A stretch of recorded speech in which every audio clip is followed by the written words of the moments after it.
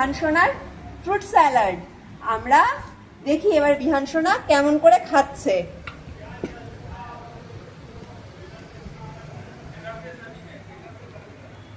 বিহান, খেয়ে নাও তো। এই তো সোনা, খাওয়া হয়ে গেছে। বিহান সোনা, হ্যাঁ করো।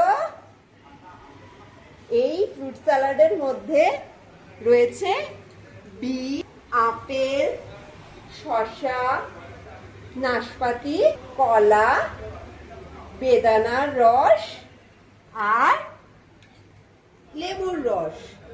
আমরা এর পরের দিন তোমাদেরকে কিভাবে এই ফ্রুট স্যালাডটা তৈরি করলাম সেটা দেখাবো। তাড়াতাড়ি খেয়ে নাও বিহান সোনা। তুমি গুড বয় না? Good boy, good boy. Good বয়রা কি করে?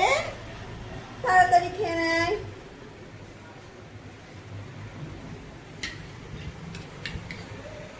খেয়ে নাও, তাড়াতাড়ি খেয়ে নাও, খেয়ে নাও।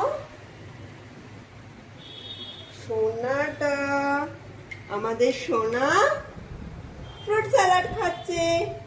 গুডি বয়, গুডি বয়।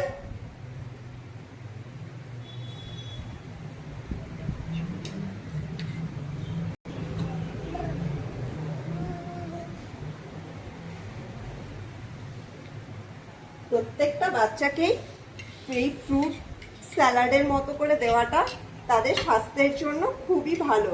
কেন কিনা যদি যেমন জল খেতে চায় না, তো ফ্রুট স্যালাডের মধ্যে দিয়ে অনেকটা পরিমাণে জল শরীরে প্রবেশ করে, তো তাতে তাদের ভালো হয়, হাইড্রেট থাকে শরীরটা। আর বেশি চেষ্টা করবে যাতে রস জাতীয় জিনিস ফ্রুট স্যালাডের মধ্যে অ্যাড করতে, তাহলে আর একটুখানি মিষ্টি জাতীয় জিনিস হলেও অ্যাড করবে। কেন কিনা জানা কথা যে লেবু দেওয়া হয় না, কিন্তু লেবু একটা কোয়া হয়তো আমরা লেবু দিলাম, যেহেতু ওর এখন আজকের দিনে দাঁড়িয়ে ওর বয়স 10 মাস হয়ে গেছে, সেই জন্য একটুখানি আমরা 1 কোয়া করে লেবু অ্যাড করেছি। বাট তোমরা এটা দেখবে যে দুধের সঙ্গে সঙ্গে, দুধ খাওয়ার সঙ্গে সঙ্গেই যেন এই লেবুর রসটা না দেওয়া হয়।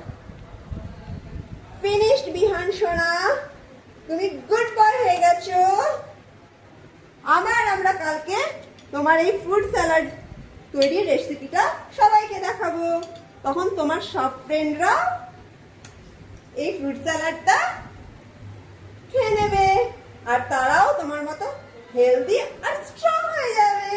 সোনা, টাটা করে দাও সবাইকে, বলো বাই, বলো বাই।